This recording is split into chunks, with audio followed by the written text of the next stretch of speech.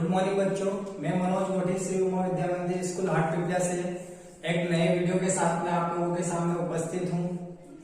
Last video में हमने देखा था जो पौधों के लिए आवश्यक पोषक तत्व थे उनका वर्गीकरण हम पढ़ चुके थे। टोटल लगभग 17 पोषक तत्वों की आवश्यकता पौधे को होती है। अब उन सभी पोषक तत्वों का पौधों पर क्या प्रभाव पड़ता है, किस वे में उनको हमें देना आवश्यक होता है, ठीक है, उसके बारे में हम यहाँ पर डिस्कस करेंगे। तो हम एक एक पोषक तत्व जो एक एक प्लांट न्यूट्रिएंट्स है उनके बारे में, उनका क्या प्रभाव पड़ता है पौधों पर, या फिर उनका महत्व या फिर उनकी कमी के लक्षण क्या क्या होते हैं, ये सारी चीजें हम डिस्कस करते जाएंगे। सबसे पहले हम जो हमारे मुख्य पोषक तत्व थे उनका जो मुख्य पोषक तत्वों में से जो पहला हमारा प्लांट न्यूट्रिएंट्स था वो था नाइट्रोजन। कौन सा था? नाइट्रोजन। तो नाइट्रोजन का पौधों पर क्या प्रभाव पड़ता है या फिर उसकी कमी के क्या लक्षण पौधों पर दिखाई देते हैं वो यहाँ पर हम देखेंगे।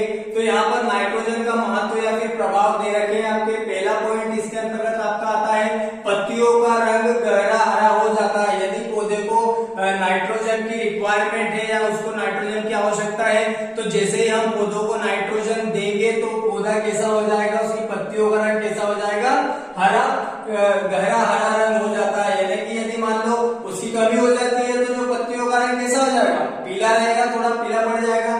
तो पौधों की पत्तियों पर मतलब यानी कि पत्तियां उसकी ग्रीन हो, इसलिए हमें नाइट्रोजन की आवश्यकता पड़ती है पौधे को देने के लिए, ठीक है। सेकंड पॉइंट हमारा आता है पौधे के हरे भागों में वृद्धि अधिक होती है। आप लोगों ने देखा होगा यदि मान लीजिए प्लांट की हाइट कम जा रही हो तो हम उसको यूरिया दे करके या फिर नाइट्रोजन की मात्रा उपलब्ध करा करके उसकी वृद्धि को हम बढ़ा सकते हैं। तो उसी प्रकार क्या होते हैं पौधे के हरे भागों की वृद्धि में भी नाइट्रोजन का महत्वपूर्ण योगदान होता है। थर्ड हमारा पॉइंट आता है दाने एवं चारे वाली फसलों में, दाने एवं चारे वाली फसलों में प्रोटीन की मात्रा बढ़ जाती है। यानी कि जो दाने और चारे की मात्रा वाली जो फसलें होती हैं उनमें प्रोटीन की मात्रा भी नाइट्रोजन की पूर्ति से बढ़ जाती है। चौथा हमारा पॉइंट आता है पौधों में दाने मोटे एवं गुदेदार हो जाते हैं। जो दाने होते हैं उनकी साइज में भी वृद्धि हो जाती है और जो उनमें जो गुदे की जो मात्रा होती है वो क्या है, और उसकी मात्रा भी बढ़ जाती है। यानी कि कुल मिलाकर ये है कि दानों की साइज पर प्रभाव उसका पड़ता है। लास्ट हमारा पॉइंट आता है यदि हम महत्व या प्रभाव की बात करें नाइट्रोजन का, तो जो फसल है अपेक्षाकृत शीघ्रता से पकती है। यानी कि क्या होता है जब पर्याप्त मात्रा में नाइट्रोजन पौधे को मिलती है तो जो उसकी वृद्धि है या फिर उसका विकास है वो पूर्ण रूप से हो जाता है और फसल समय पर पककर तैयार हो जाती है। तो इस प्रकार से यहाँ पर क्या होता है नाइट्रोजन के प्रभाव या फिर महत्व कंप्लीट हो जाते हैं। और नाइट्रोजन का पौधों पर क्या हानिकारक प्रभाव पड़ता है या फिर कमी के उसके क्या लक्षण होते हैं नाइट्रोजन की, यदि पौधों में कमी जा रही है तो वो जो प्लांट है वो उसमें क्या लक्षण शो करेगा जिससे हमें पता चल जाएगा कि इसमें नाइट्रोजन की कमी जा रही है। तो हम यहाँ पर पॉइंट देखते हैं। फर्स्ट पॉइंट हमारा आता है पर्णहलिम के निर्माण में बाधा आने पर पत्तियां क्या हो जाती है, पीली पड़ जाती है। यानी कि मान लो नाइट्रोजन की कमी किसी पौधे में है तो वहां पर क्लोरोफिल क्या हो जाएगा, पर्णहलिम यानी क्लोरोफिल की मात्रा कम हो जाएगी तो वहां पर पौधे का जो कलर है, पत्ती का कलर है वो कैसा हो जाएगा, पीला पड़ने लगेगा। तो इस प्रकार से यदि पत्ती पीली पड़ रही है किसी पौधे का तो हम अनुमान लगा सकते हैं कि उसमें नाइट्रोजन की कमी जा रही है। नेक्स्ट पॉइंट हमारा आता है पत्तियों में सफेद धब्बे भी बन जाते हैं। यानी कि जो पत्तियां होती है उस पर सफेद धब्बे भी दिखाई देंगे आपको।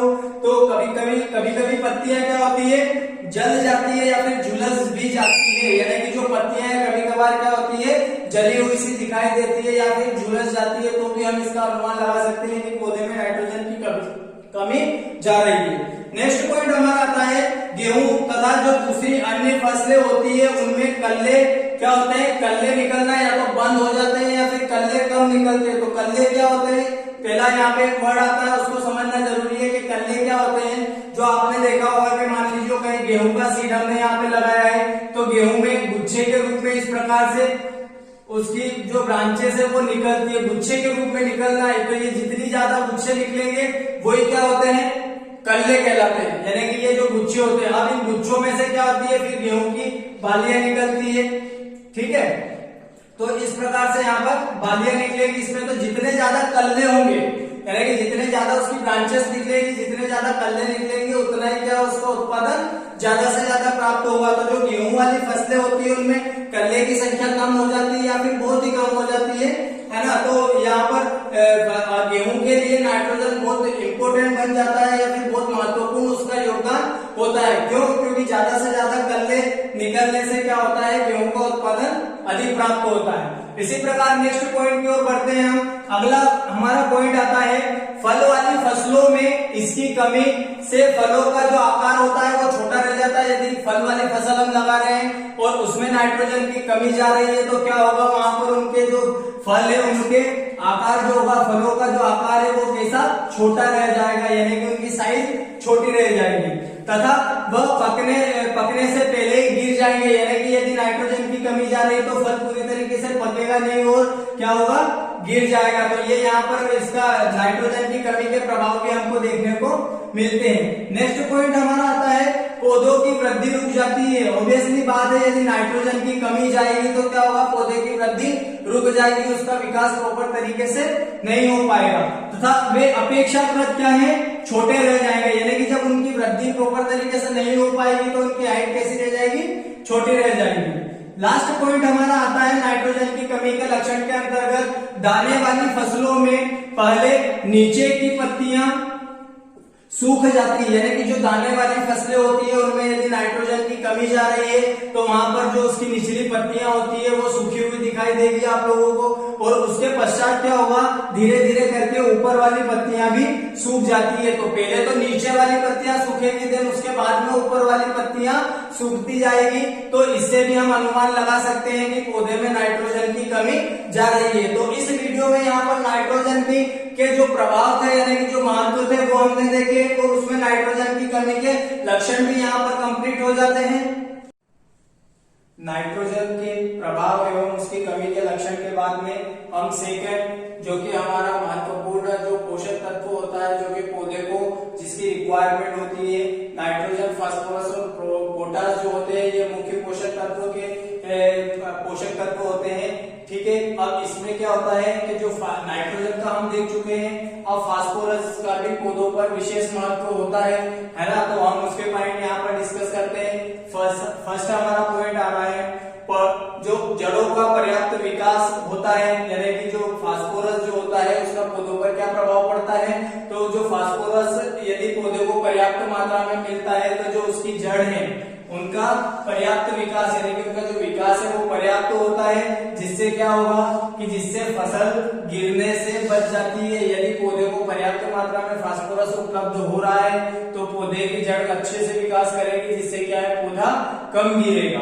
सेकेंड पॉइंट देखते हैं, फसल में दाने मोटे तथा चमकीले हो जाते हैं। यानी कि जो फसल के में जो दाने बन रहे हैं वो दाने कैसे होंगे, मोटे होंगे तथा वो दाने क्या हो जाएंगे, चमकीले भी ज्यादा रहेंगे, जिससे कि मार्केट में उन दानों का जो प्राइस रहेगा या उनका जो दाम होगा वो हमें ज्यादा से ज्यादा प्राप्त होगा। तीसरा पॉइंट देखते हैं हम, फसली पौधों के जो डंठल होते हैं वो मजबूत होने से पौधे के गिरने की संभावना भी कम रहती है। अभी ऊपर वाले पॉइंट में हमने क्या देखा कि पौधे की जड़ों का अच्छे से विकास होता है, तो जड़ों के अच्छे से विकास होने से क्या होता है, पौधा गिरता नहीं था। ठीक है, और यहाँ पर क्या है कि यदि उसको पर्याप्त मात्रा में फास्फोरस मिल रहा है तो जो पौधा है उसका जो क्या है, जो तना होता है, स्टेम होता है, वो भी मजबूत होगा, जिससे क्या होगा, पौधे की गिरने की संभावना बहुत कम हो जाती है। चौथा पॉइंट हम देखते हैं, इस तत्व का नई कोशिकाओं के बनने में यानी कि ये जो तत्व होता है, कौन सा तत्व, फास्फोरस। ठीक है, तो ये फास्फोरस क्या करता है, कोशिकाओं के निर्माण में भी या फिर कोशिकाओं के बनने में सहायक होता है, और जो पत्तियां होती है उनके विकास में भी महत्वपूर्ण योगदान निभाता है। यानी कि जो फास्फोरस होता है उससे क्या है, जो कोशिकाएं हैं उनके निर्माण में भी सहायक होता है, और जो पत्तियां होती है उनके विकास में भी महत्वपूर्ण योगदान रहता है। नेक्स्ट पॉइंट हमारा देखते हैं, फास्फोरस तत्व पौधे में बीज बनने में महत्वपूर्ण योगदान निभाता है। यानी कि फास्फोरस जो हमारे जो फसल होती है उसमें जो सीड बनता है उसके क्या है, उसके बनने में भी महत्वपूर्ण योगदान निभाता है। यानी कि फास्फोरस का ओवरऑल देखा जाए तो सीड फॉर्मेशन में भी महत्वपूर्ण योगदान होता है। लास्ट हम प्रभाव देखते हैं इसके, यह तत्व पौधे के ऊतकों के श्वसन में भी सहायक होते हैं। यानी कि जो प्लांट टिश्यूज होते हैं उनमें ये श्वसन में भी सहायता प्रदान करता है। कौन सा पोषक तत्व?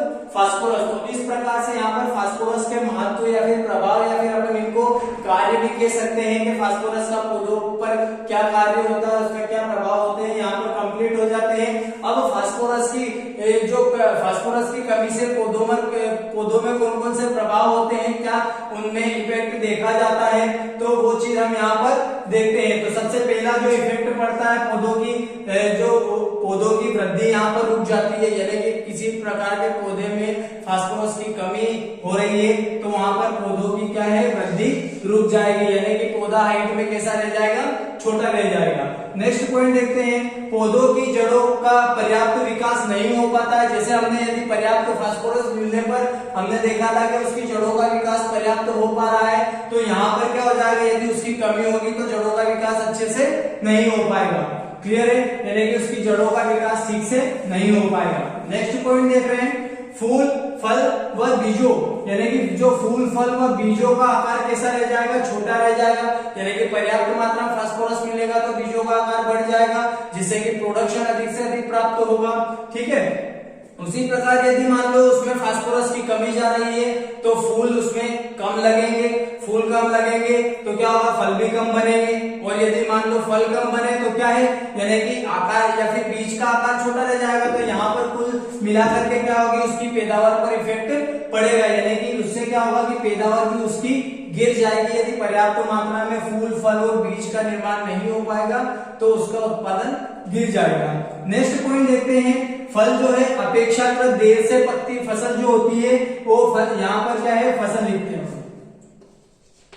फसल अपेक्षाकृत देर से पकती है, यानी कि कोई सी भी फसल है यदि उसमें फास्फोरस की कमी जा रही है तो फसल समय पर नहीं पक पाएगी, जिससे हमें क्या है, उसका बहुत बड़ा लॉस हो सकता है, क्योंकि यदि फसल समय पर नहीं पकेगी तो हम उसको उचित दाम में मार्केट में नहीं बेच पाएंगे, जिससे क्या होगा, हमें उसका जो उत्पादन होगा या फिर उसका जो प्राइस वैल्यू होगी वो हमें गिरकर मिलेगी, है ना। तो इस प्रकार हम लास्ट पॉइंट देखते हैं कि कमी वाले पौधे, यानी कमी क्या है, यानी कि फास्फोरस की कमी।